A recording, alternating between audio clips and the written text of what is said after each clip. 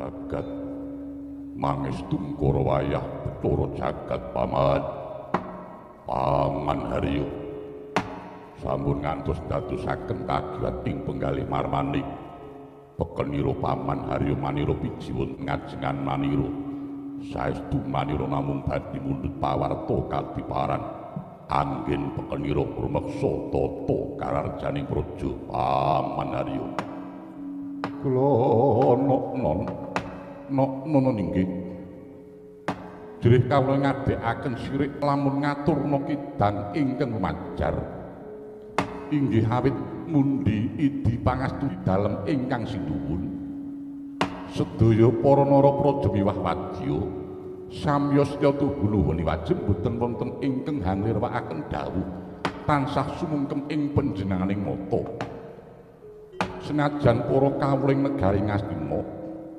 ugi tansah tuwuk ing boga stra nir ing sesakit Brastaweri tansah sumanggem ing karya akarya luhuring nusa bangsa lan negari kula nono inggih nggih syukur bejo sewu dene Paman Harya Widakdo rumeksa prajaning sun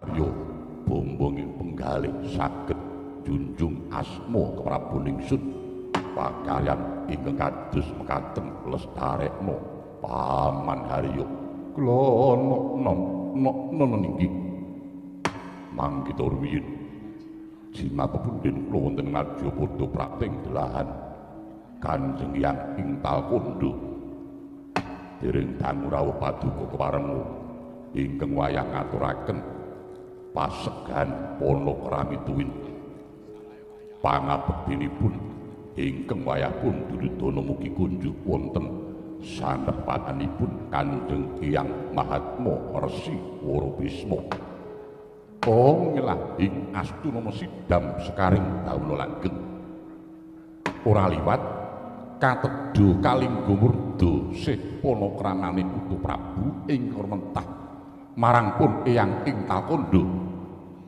kadung kanthi asta kekalih kapetelake ning Wardaya kacancang ning pucak ing weni muga bisa andayanana rah daging kazwananen pun eyang ing Talkondo lan jawit panujine Putu Prabu kasembuh pengayomaning Jawata lulus raharja praptaning pun eyang ing Talkondo ora malangan sewiji apa ya mung wae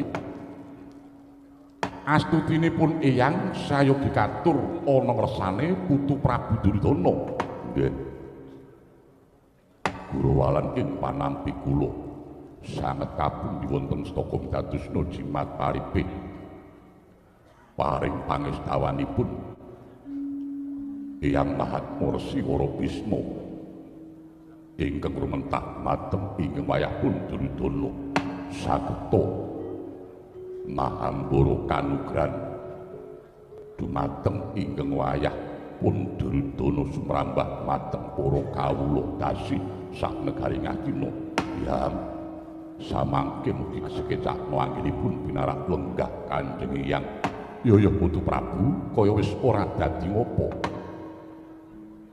nuwun mangke amit pasang kalimat tabi tinebita ing lodeni dumawahing tawang-tawang ingkang ngabdi plasa jenar mugi tinebita saking bebendu rawuh paduka Sang Mahayogi keparema ingkang ngabdi pun Trigantalpati kejawi ngaturaken pasegan Panakrami pangabekti kula mugi kunjuk wonten sanapepadanipun Sang Adi Penemban ing Talkondo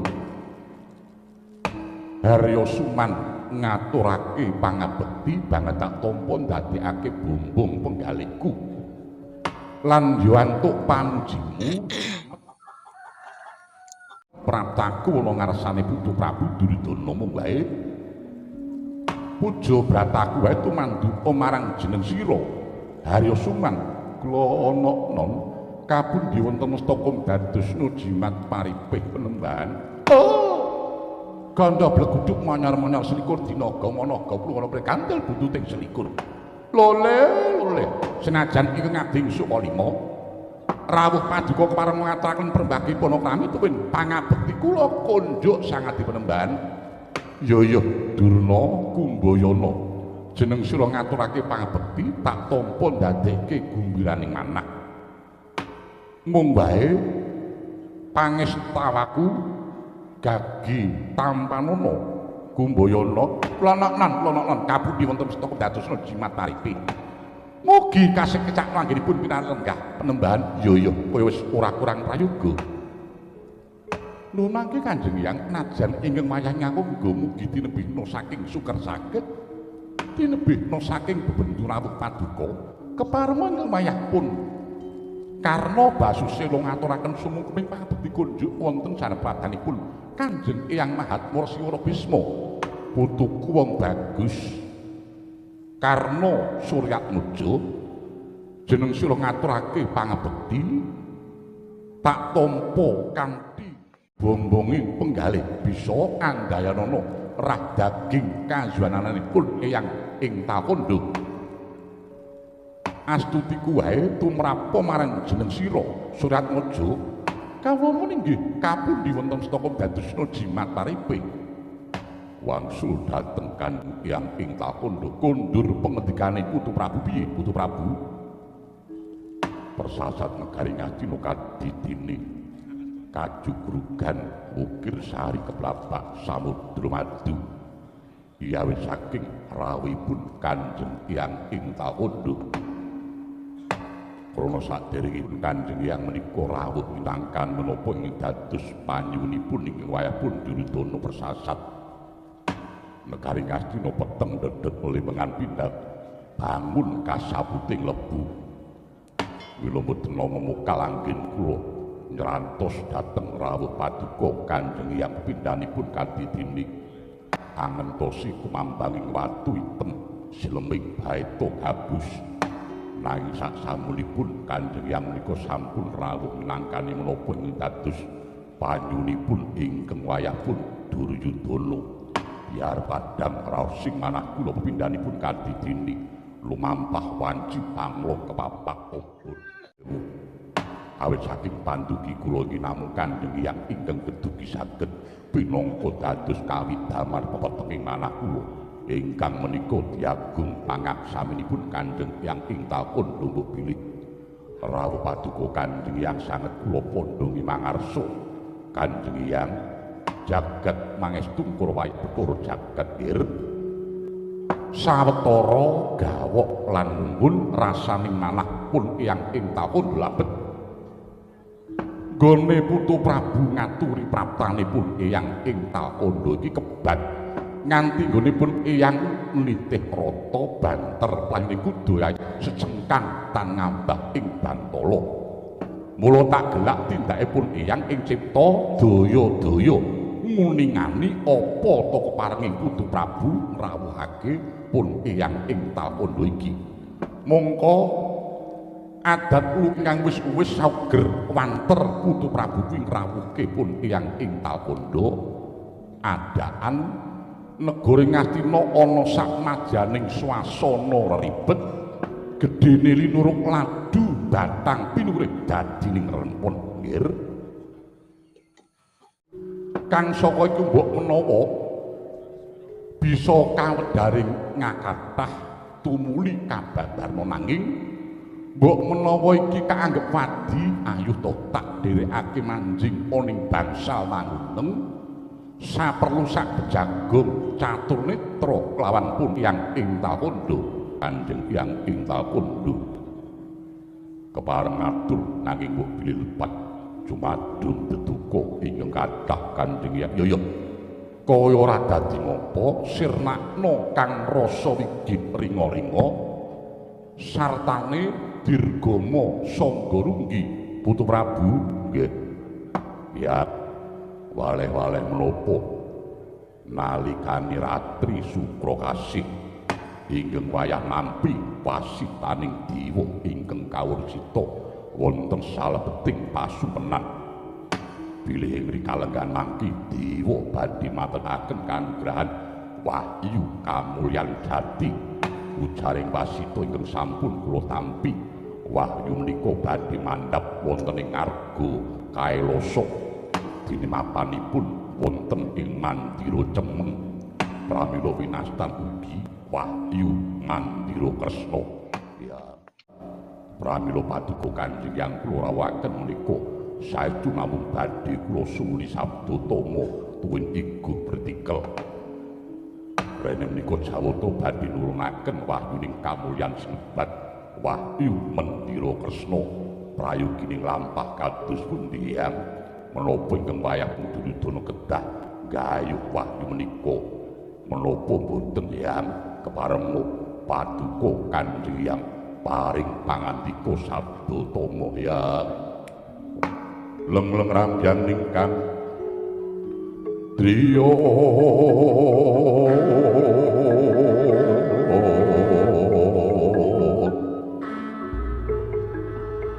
liriwan condro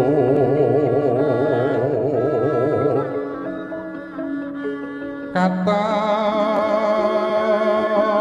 wengan sumu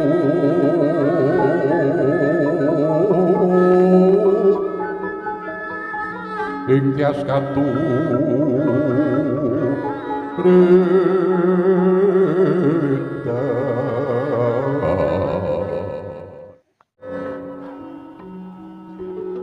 limut kabyataning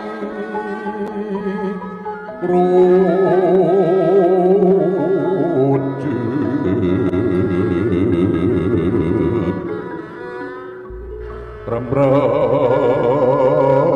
remeng driya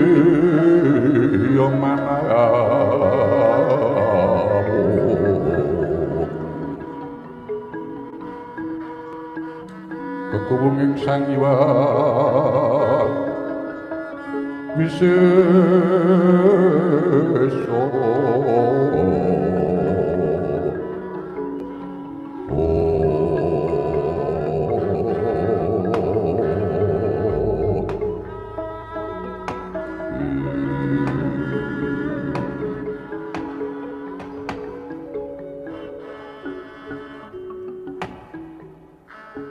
Om ngelaging astuna sidang sekaring bawon langgeng samendang wae ora ana ingkang karempit apa ingkang dadi pengendikane Putu Prabu pun Eyang wis bisa nampa kanthi terwaca lan sayektinipun Eyang ing Talkondo wis uninga lamun kalenggan iki Jawata bakal mudhunake wahyuning kamulyan kang uga sinebut Wahyu Mandira Kresna. Nggih. Mula Putu Prabu banjur ngrawuhake pun Eyang iki krana Putu Prabu kaya ngangu-angu neja gayuh wahyu iku apa ora. Ya ngono to Putu Prabu. Nggih. Kasinggihan Kanjeng Hyang jagat Dewa Bathara. Lah yen ngono kalenggan iki ingkang dirembuk luwih dhisik ya kuwi babagan wahyu. Putu Prabu wis prisa kang diarani wahyu kuwi apa? Putu Prabu wis prisa. Nggih. Dereng tungkap keparenga paring dawuh Hyang. Ya, Nggir. Sejatine sing diarani wahyu kuwi tuwuh saka wing pangdi ya kuwi pangudi ingkang sinartan mantep lan temen manteping rasa lan tumening tumindak lan wahyu kuwi sawijining kabejan utawa kanugrahan peparing saka Kang Maha Kawasa ingkang ambabar daya luwih. Nggih. Dene babaring daya luwih mau bisa wujud kesugihan bondo bisa wujud panguwasa uga bisa wujud derajat lan pangkat. Nggih. Renen wahyu mau asale saka Kang Maha Kawasa mula ora bisa kinaya ngapa dening para titah bekse ora bisa dirancang lan dipetung dening titah. Krana jejering titah mung saderma kenggonan utawa kedunungan dadi mung saderma nglakoni. kuwi wae sing ngarani wong liya kepara sing kawogan malah ora rumangsa. Nggih. Dene wong sing nampane kabegjan utawa kanugrahan iku banjur diarani wong ingkang kewahyon. Nggih. Manut pangendikaning para nimpuna, para pinter, wahyu iku sawijining kukuban undhuk-undhuan utawa sawijining woh saka nggone nandur. Munggo sing nandur iku bisa awake dhewe nanging uga bisa leluhure. Dene carane nandur kejaba tapa brata nanging uga ditindakake kanthi niat lan tekad. Nggih. Kudu dilambari ati ingkang lila sabar narima. Lah rene mayu iku sawijining kamulyan saben wong mesti wae padha kepingin gayuh nanging ya kuwi durung mesti bisa kasembadan merga ya mung nitah ingkang katrima uripe. Nanging wong ingkang kadungan wahyu iku tumindake mestine sarwa prasaja, sarwa temen adoh saka watak lelamisan, demen ngajeni marang sapa wae. Nggih. Hambek susila anuraga ora seneng cecungkran. Anane mung sarwa hamemayu rahayuning kahanan sakutuwe. Lan kejaba saka iku nggih ing reh kebatinane ora nate kendhat nggone nindakake wewatoning urip ingkang wis dianggep dadi pepakem. Antarane ngono kuwi mau Putu Prabu Duryudana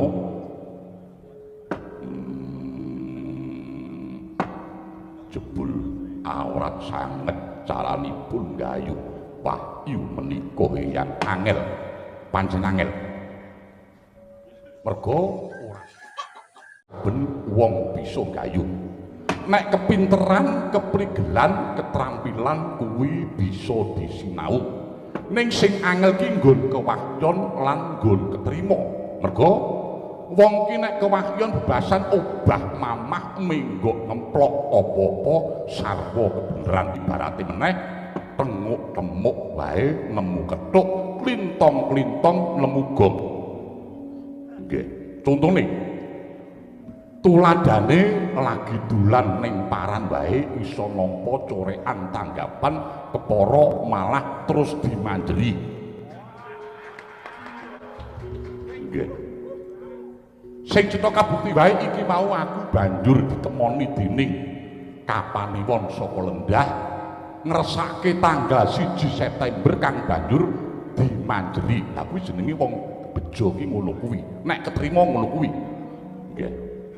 Beda karo wong sing ora ketrima. Suket godhong dadi musuh selagine duwe bener wae mesti mung disalahke. Tumindak apa wae sarwa sarwi kleru. Nggih, Putu Prabu sing jenengane siji pesti, loro jundho, telu wahyu, papat kudrat iku kabeh kapurba ana panguwasaning Gusti ingkang Maha Agung. Dadi senajan diuyak kaya ngapa, senajan digedhongono, dikucenana, nanging yen durung pestine sayekti tangeh lamun kelakone. Nggih. Direwangono prihatin yen durung ketrimaning awak, ya tetep ora ketrima. Pinter, terampil, wasis kuwi kabeh kena diudi ning sing angel kuwi nggon ketrima. Ngono. Ya senajan cupet ing nalar, supak ing budi, pinter ya ora, terampil ya ora, cucut ya ora, lucu ya ora. Ning yen nyatane ketrima, tur ya laris. Lho kuwi sing angel kuwi. Sing angel nggon kaya ngono kuwi. Nggih. Ketrima ki ora iso dimereni. Joko banjur kumbar swara, lah kae iki laris merga adol murah. Kaya ngono kuwi ora kena. Nggih. Kuwi nggih mungguh apa to sejatining wahyu iku. Mula rehnin wahyu kuwi sawijining kabegjan Putu Prabu tak aturi supaya budidaya gayuh wahyu iku nggih. Krana yen bisa kasembadan gayuh mestine bisa murakabi kanggo keprabonmu, kanggo negaramu, kanggo sentanamu, lan mestine uga murakabi kanggo kawulamu. Nanging dak suwun gunmu gayuh tetep nganggo dalan kanthi ateteken ati suci pepayung budi rahayu nggih matur sembah nuwun Kanjeng Hyang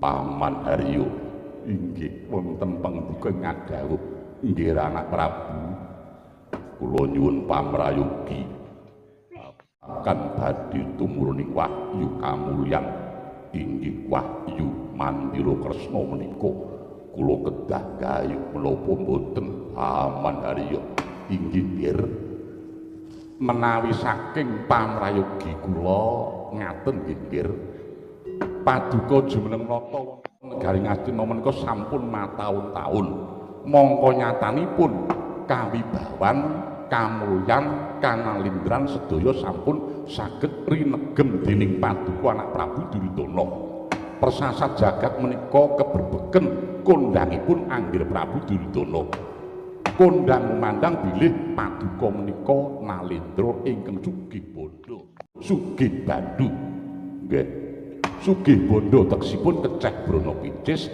sugih bandu menika menang nepak bumbunane para ratu dasaripun wiyaripun negari Ngastina menika inggih sakyojana persagi inggih ageng inggih agung tur inggih kuncara nggih sampun yen saking pamanggih kula kinten kok boten wonten ginanipun dadak nyayuh wahyu menika Gosik Suman sempuni inggih wonten dawuh penembahan kok dadi kowe iso matur yen to ora ana gunane dadak nggayuh wahyu lha nggih to ginanipun apa nggayuh wahyu yen kasunyatanipun anak Prabu Duryudana jumeneng nalindra wonten negari Ngastina menika sakmenika sampun keceh brana picis tur inggih sugih bondo lan sugih bandu mongko kawibawan kamulyan sedaya sampun saged cinakup badhe gayuh menapa malih penembahan nanging wahyu kuwi mau mesine ora mung kanggo putu Prabu Duryudana pribadi nanging kanggo tentreming negara lan mulyaning kawula to sekuli inggih negari Ngastina nuwun sewu yen kula lho negari Ngastina tanpa dadak ngangge gayuh wahyu sakmenika sampun tentrem tur inggih mulya kawulane usik kok kowe bisa matur yen to negara Ngastina tentrem lan kawulane padha mulya uripe coba aku tak takon karo kowe apa kowe dadi nayakaning praja kuwi tau tetinjo niti preksa kawulamu luwih-luwih kawula sing ana ing Karang Pradesan mongko sak ngertiku negara Ngastina sing jaremu negara sing sugih blegedhu keceh brana picis iki nanging kasunyatane jebul isih akeh para kawula kang uripe padha kecingkrangan ora mung sing padha manggon ana ing Kutagara najan ingkang ana ing Karang Pradesan uripe isih akeh sing padha kekurangan banjur bondo negara Ngastina sing akeh semene iki kira-kira mlayune ning ndi sepuni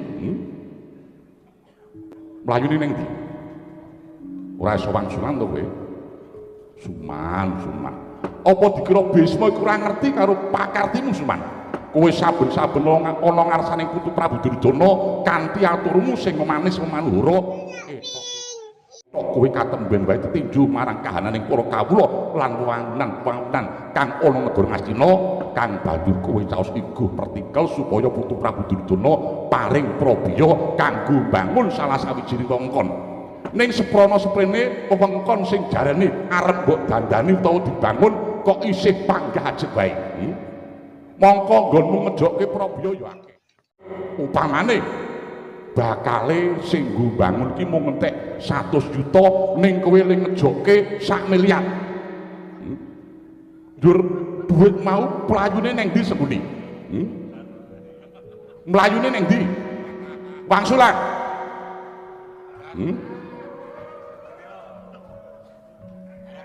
mlayune ning ndi lah inggih piye inggih namung dereng kula salur kemawon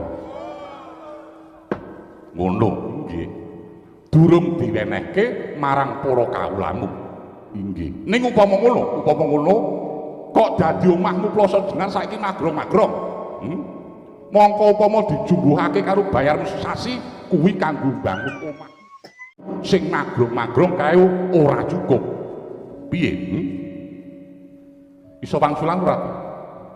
Lah nggih. Arep alasan apa kowe? Lah nggih. Karena kula menika senajan dados patih ning kula menika sambenipun nggih kathah. Kula niku nggih dadi patih ning nggih nyambi ngebasi, nyambi maklar, nyambi adol pulsa. Kula niku wong ubet kok.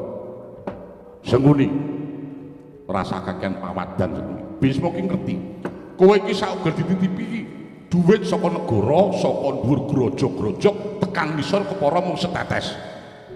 Suman. Kowe iki saben-saben mung golek pendhok mung supaya ketok nanging saben-saben kowe kepengkok banjur minggok. Upama sing dadi ratu Mestina ki aku ngono duwe patih sing kaya semriwe tak jejeki cangkeme tak kandhani. Lah bejanipun panjenengan menika sanes ratunipun. So iso wangsulan bocah iki. Sampun. Eyang Bisma menapa diri paman semuni sampun.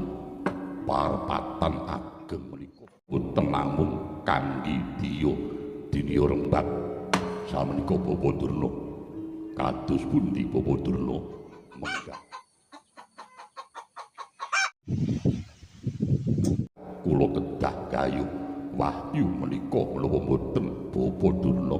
Oh, gandha bleguduk manyar-manyar. Selikur dina gamana gaplungana berkandel buntuting selikur. Oh, lole.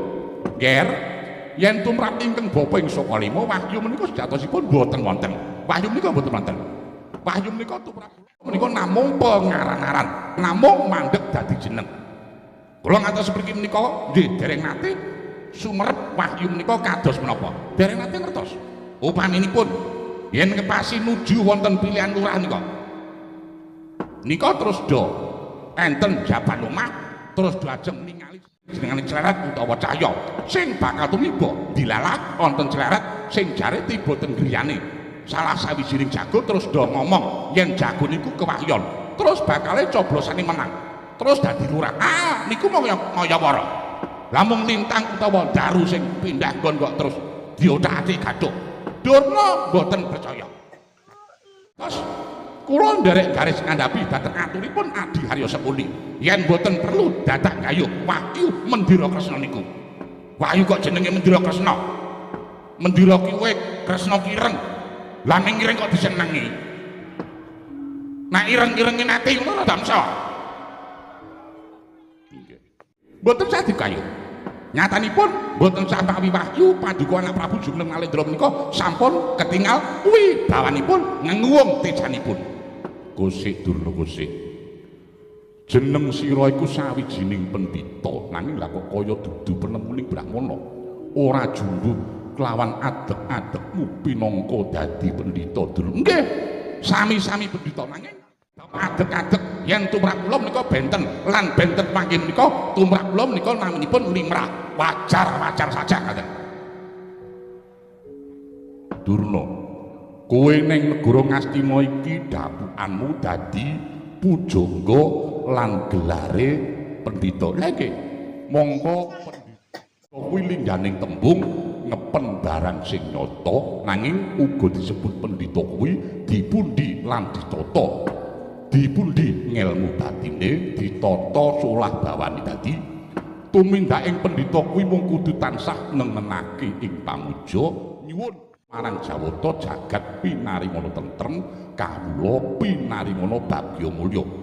Ning lha kok dadi kaya ngono penemumu Durna? Lho, niki krebab babakan wahyu to? Lah iya.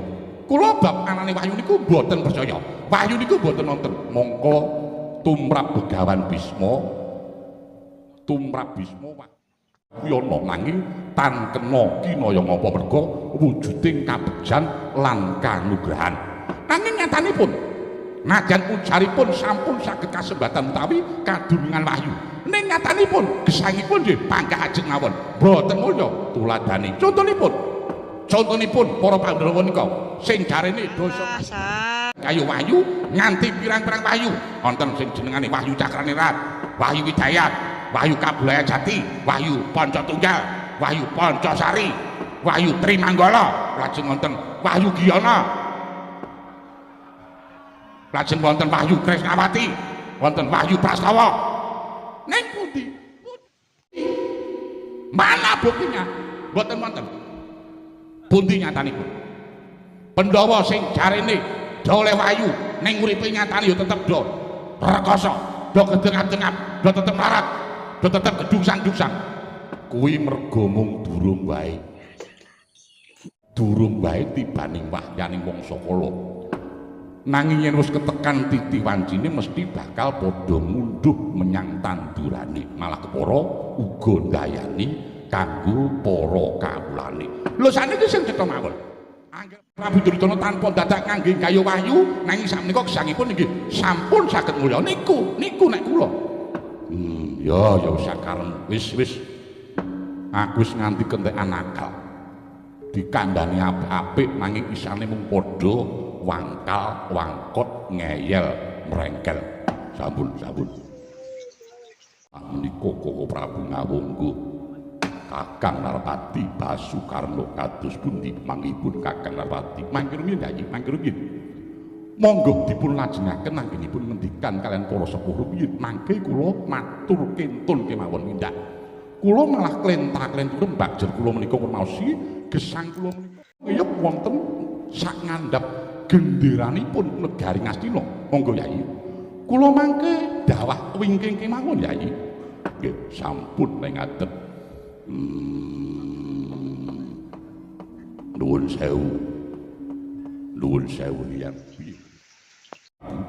kula wonten mriki menika ngadeg setunggaling Nalendra ingkang wenang masisa nanging ora wenang kawasisa kula pengin reh nanging moh direh kula kepengin digugu ing moh gugu tuwin kula mboten mawi etang-etang apa wong tuwa apa bocah anom apa wong liyandrayan apa waris dhewe apa krandah apa punden persajan kemawon babakan menika kula doyong condong dhateng kanipun Paman Arya Sengkuni miwah Bapa Durna menawi salebetipun saben jagung menika boten sarujuk kalian raosipun Duryudana.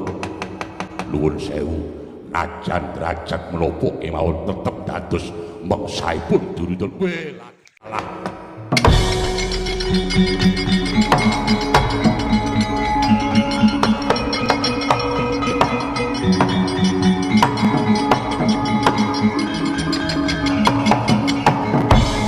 Saja mung taklir kinetap Mitra kocak mundar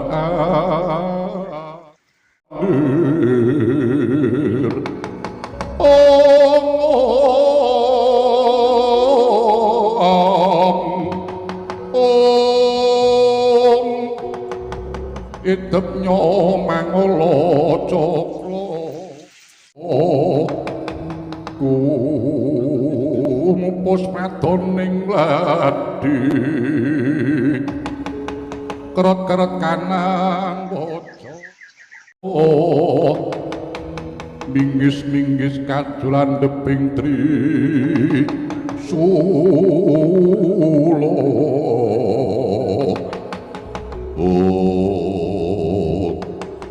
jagat diwa Bathara Weladala Duryudana aduh saka Talkanda aku tekan negara Ngastina iki ora kok mundhuk-mundhuk saka karep dhewe nanging merga bot-bote ngabot pun kaki kepengin gawe legane ngatimu krana aku ya mbok aturi bareng pirang-pirang kalimputmu aku ingkang saguh ngilingake mongko ya nganggo dasar bener nanging apa to sababe bareng ora condong karo pengangen-angenmu aku wong tuwa malah banyu tok cutat kaya dene werji cacing tok gusah kaya dene manuk tok getak kowe diriki kang menjangan.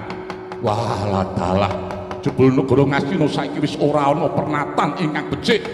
Nyatane wae sing ngandhigani ora mundur saka pitutur, ora mendhuh saka pangrepa. Dasare sing do dadi sratine sing duweneng kiwa tengene uga mangkono. Ora ngajab gawe tentrem ning senengane malah mung do gawe urip-urip, senengane mung lincipi cara ngapapak singating andaka. Negara Ngastina kang maunirina sok endah jebul saiki panas perdawane. Gunane apa? Gunane apa aku nunggone alung? Aku kondur menyang Talkanda.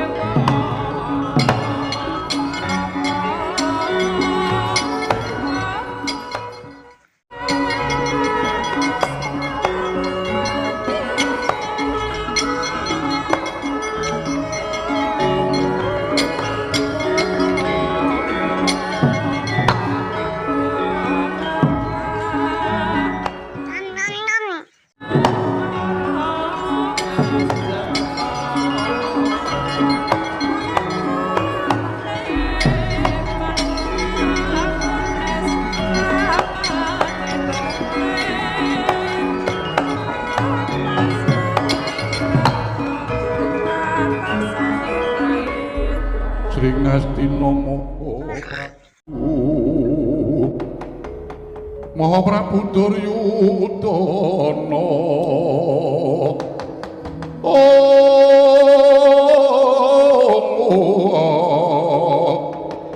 alon ngandikanira dwaring ingsun Werkudara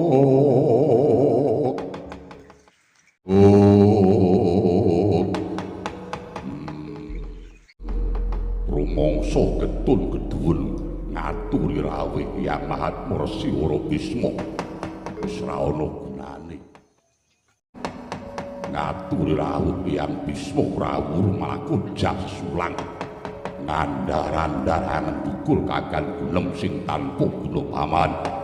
Paman Harya inggih kir wonten pangendika ngadhawuhi anak Prabu Hyang Bisma mutung kondur kondo wawasan sing ngandika paman kados pundi pun mboten sah dipun penggalih lebet mutung kondur tental kondo pun kersane mawon.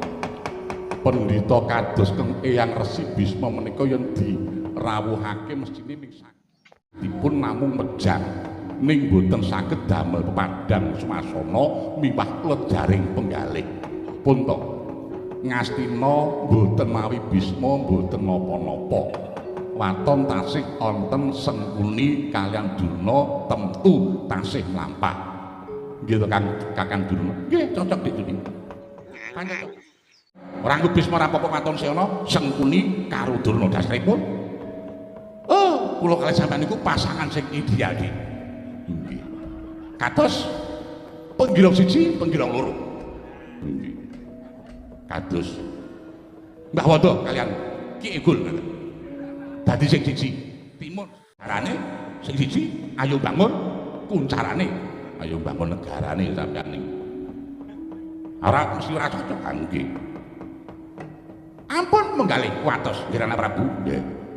Nanging nadyan pangendikanipun jengandika paman Sengkuni miwah Bapa Durna ten perlu gayu wahyu Mendira Kresna ingkang badhe tumedhak menika dewa semanten najan namung sekedhik salebeting manah kula tasih wonten krentek badhe gayu tumurning wahyu menika paman. Oh nggih yen kersa paduka anak Prabu kados mengaten ingkang bapa namung jumurung nggih.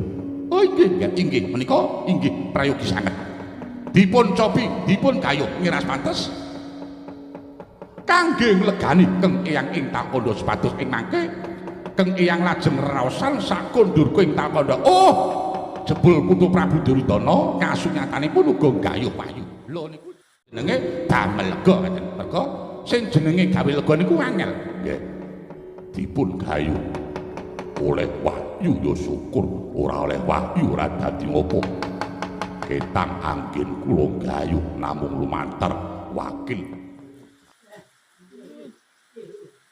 Kang Narpati Basukarno wonten timbalan Kang Adawu Yai kula aturi tindak dhateng Arga Kailas inggih wigatosipun Yai kula aturi gayuh wahyu kamulyan ingkang sinebat wahyu Mendira Kresna dene mangke wonten ingkang riwuh kimpul barung sinang mung borong mateng Kakang Narpati Purbawasisa kula pasrahaken jengandika Kakang Narpati ngawung iki Yai tumrap ingkang raka ing ngawangga kula menika persasat kadidine para sastra ingkang sampun tinumpangaken wonten ing kendhengi langkap dene Yai Prabu menika ingkang lesan menawi Yai Prabu menika badhe ngles mangidul kula badhe dawah wonten kidul Yai Prabu menika nginceng ngaler pun Kakang badhe dawah wonten ing Darmila dupi kula midhanget dawuh panjenenganipun Yai Prabu saged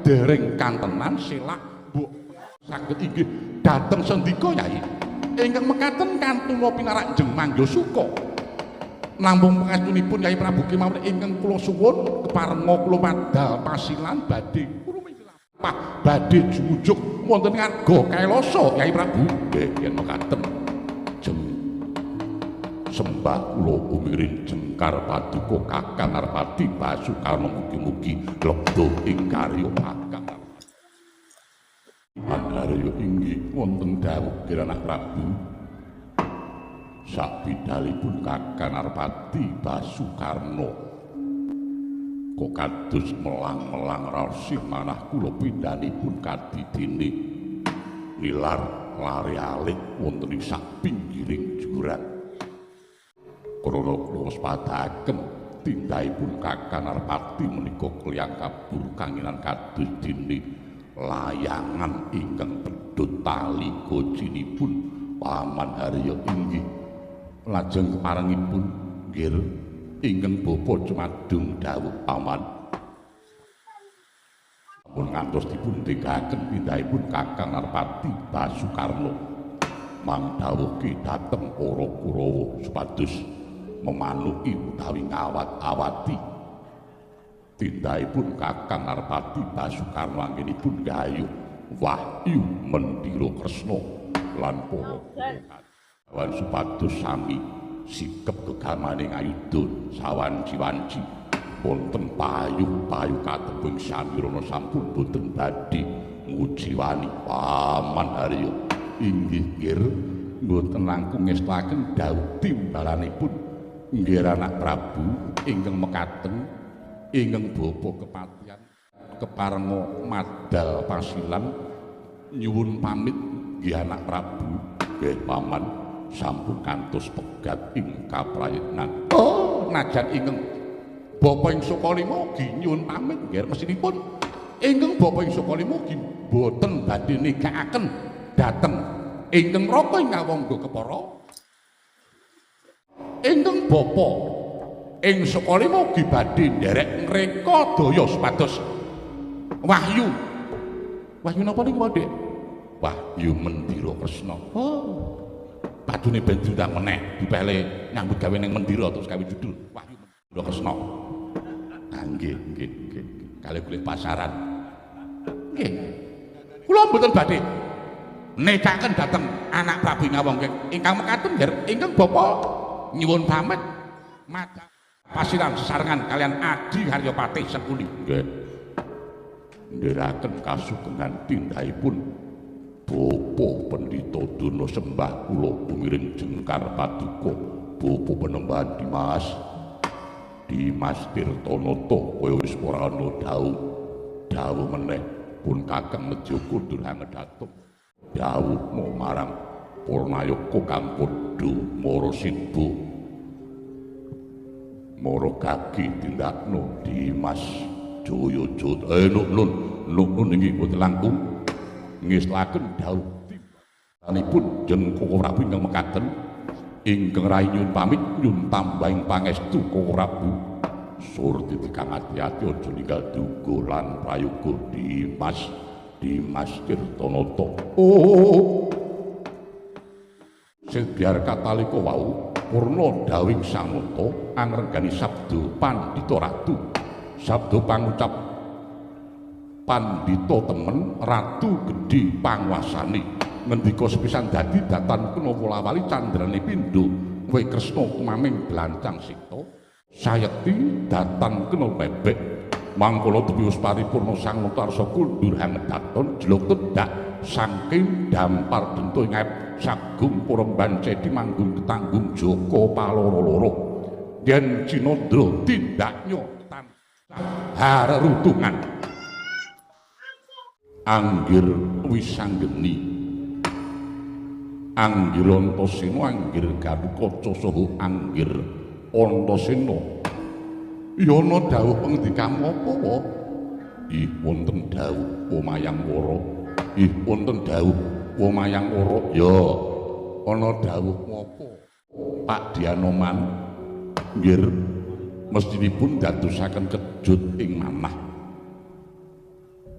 Kula aturi supados sami rawuh makempal wonten ing ngarga Kailasa menika nggih pramila ingkang bapa ing Kendali Sada sanget nyuwun gunging samudra pangan kami mikir ya Wanoman kaya ora dadi ngopo nanging banjur ana pigati apa dene aku sak sedulur ditindali Siwa Mayangkara supaya padha kumpul ana kene iki wae ya Pakdi aku dhewe jane ya gumun dene janur gunung Pak Dianoman dawuh anak-anakmu supaya padha kumpul ana ing kene mongko Pak Disenggana kuwi pendhita sing kudune mangasrama ana ing pertapan Kendali Sada.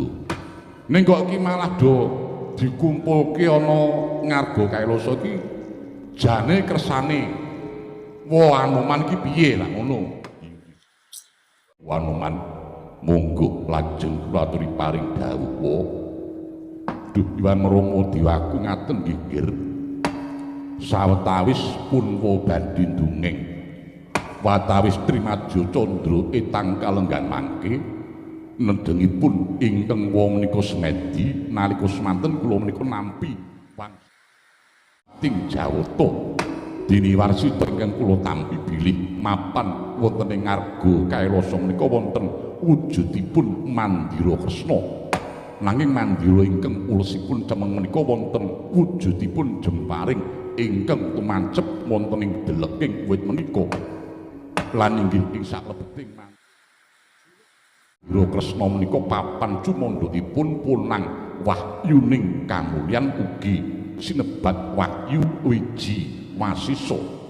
Lah manut dawing dewa ingkang kula tampi sinten kemawon ingkang saged jabel utawi jabut dhateng panah menika pertanda titah menika ingkang kiyat inan wahyuning kamulyan inggih wahyu wiji wasisa menika nggih pramila kula lajeng daya-daya prapta wonten ing ngarga Kailasa jumbuhaken lan buktekaken dhateng wangsit ingkang kula tampi menika sareng kula dumugi mriki jebul kepara sae wonten wujudipun Mandira Kresna ingkang ketancepan panah inggih ingkang mapan wonten wingking kula menika nggih kabekta saking nata ling manah kula nalika semanten kula inggih lajeng nyobi jabut dhateng panah ingkang tumancep menika nanging najan kula sampun ngetok karo sang pandine jemparing menika mingset kemawon boten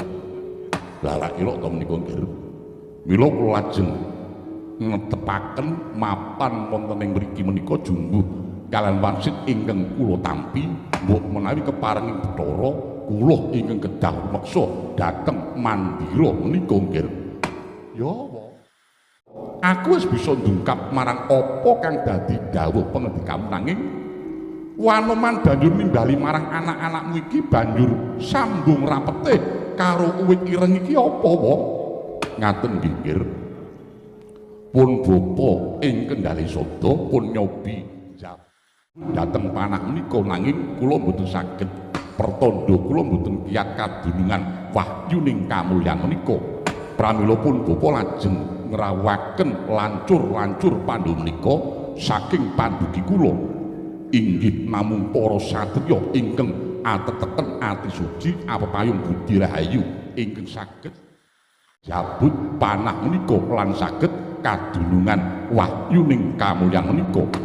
Ewa semanten inggih namung gumantung dhateng ketrimaning awak pramila nggih. Monggo sakmenika panjenengan kula aturi nyobi jabut panah ingkang tumancep menika sinten ngertos antawisipun anak-anak kula menika wonten ingkang saged jabut dhateng panah menika satemah wahyu kamulyan saged dipun tampi panjenengan nggih. Lenglenging driya mangu-mangungkung kanduwang rimang lena tanpa kanen yen tan tulusa mengkudyah utama sang nata muda wus nyangrerepa. Oh ya Raden wis antuk idi palilaisi Wanoman, dulur-dulurku dimen padha nyoba jabut marang jemparing ingkang tumancep kuwi. Inggih nggih kula sumanggaaken. Kakang Antasena, apa sang niajiku? Iki wis oleh idi palilai Wanoman piye? Kowe arep nyoba jabut panah apa ora? Sapa ngerti ketrimaning awak Kakang Antasena bisa kadunungan wahyuning kamulyan. Piye Kakang Antasena? Wis ora wae. Ora wae ni upama to aku nyoba mengko aku tiba mburi wae. Mergo nek babakan perkara jabut apa meneh bab nancepke iki aku durung pengalaman. Wis ngono. Lah, prayogane piye? Mergo aku yo ora kepengin jabut. Piye Kakang Antasena? Wis saiki ngene wae. Saiki sawetara padha sumingkir dhisik. Saiki sing kon nyoba jabut. Urut tuwa wae. Urut tuwa piye? Ya urut tuwa rehnen para putra Pandhawa semene iki umure sing paling tuwa dhewe iki ya mung Kakang Antarja becike. Kakang Antarja wae supaya nyoba jabut panah kuwi. Kok kaya prayoga banget kuwi. Kakang Antarja, piye Dimas Wisanggeni? Coba maju nyaketa ing Mandira Kresna kuwi. Coba jabuten jemparing sing tumancep kuwi. Ning sadurunge kowe jabut megenga napas dhisik. Nyuwun ana ngersaning Kang Moh kawasa mbok menawa iki dadi ketrimaning awakmu Kakang Antarja. Ya yen pancen kaya ngono aku bakal nyaket marang Mandira Kresna kuwi. Yen mekaten monggo nggih sawetawis kula lan panjenengan sami sumingkir ningali saking katebian Anggir Antarja anggenipun badhe jabut panah menika nggih.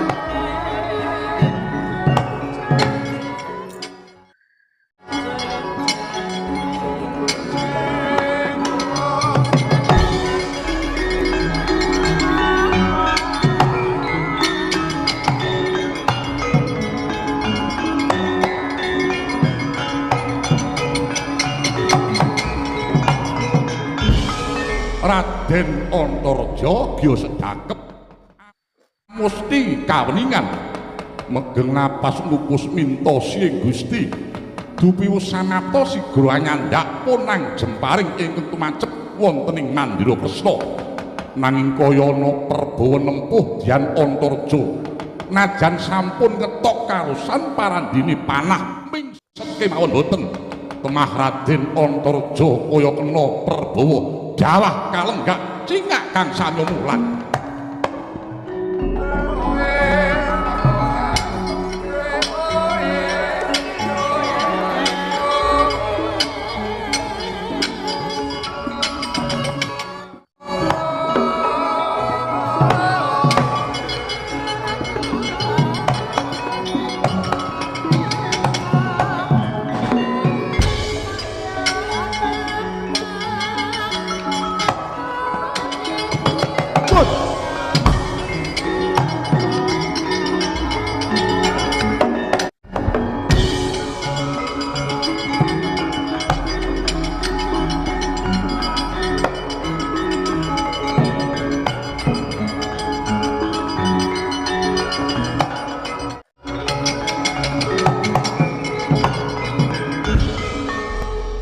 Piye Kang?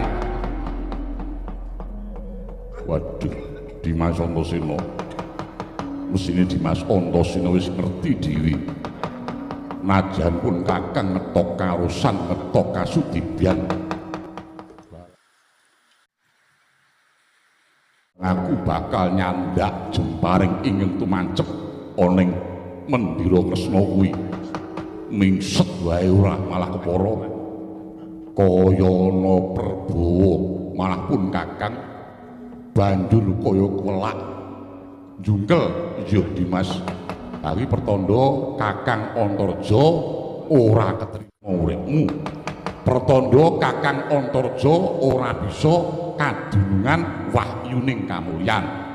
Waduh lak banjur piye wis iki ming dienggo nyoba ketrimaning awak wae gandeng Kakang Antarja nyata-nyata ora bisa njabut panah kuwi sawetara Kakang Antarja kudu nrima lan kudu sumingkir saiki genti Kakang Garukaca maju.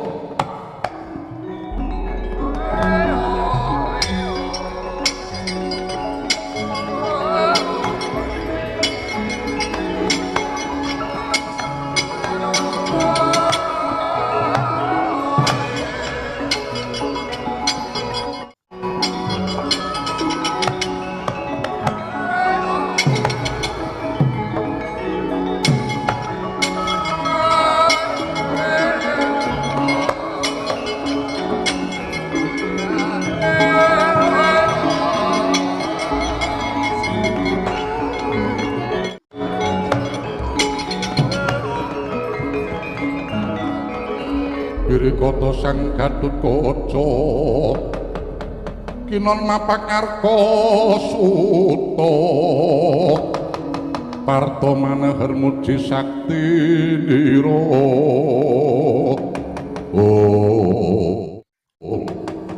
Raden Gatotkaca sigra anyaketi dhateng Mandira Kresna nyandak jemparing jroning batos sarwi angabah-abahi Aji Narantaka temah saya wuh kasantosanira nanging tan perbeda kaya ingkang raka Raden Antarja ing kono kaya ana Prabawa kang ijil saking Mandira tumempuh Dyan Gatotkaca datan sembada jabut panah temah dawah kalenggak.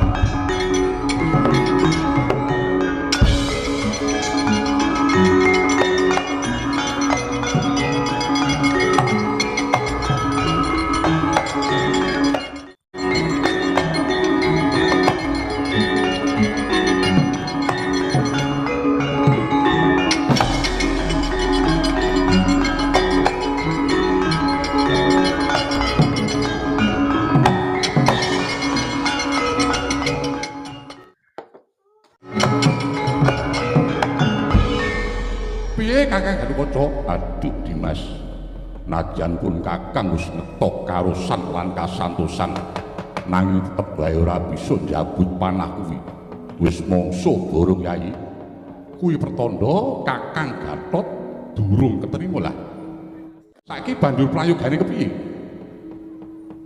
kakang Antasena malah nang ndi to ya mbaya karo ndelok saka kaduhane piye ni saiki prayogane banjur kepiye kakang Antasena nah saiki gandeng wis cetha-cetha ora bisa padha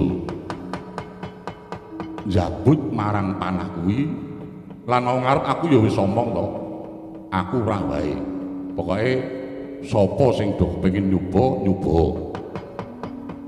sang nyar nyoba ora wis to aku mau ya wis kandha nek ora bakal nyoba kakang Sisik lan kakang Gatot wae ora bisa njabut apa maneh aku wis wae aku ya ora wae lah banjur piye prayogane wis saiki ngene wong Mayangkara yo piye nggir wis sanggeni iki pertanda sing bakal bisa njabut panah lan kang bakal bisa kadunungan wahyuning kamulyan ora mung titah loro saudon telu saurupan nanging titah ingkang hambek utama lan titah kasing diwemula sing bakal awak dhewe kabeh kudu njaga marang wit iki aja nganti mendira Kresna iki dicaketi dening wong kang hambeke angkara budine Candala inggih nggir kula kados sarujuk sanget nggir ya ni aku setuju banget bila saiki banjur saiki nggone jaga wit iki gentenan piye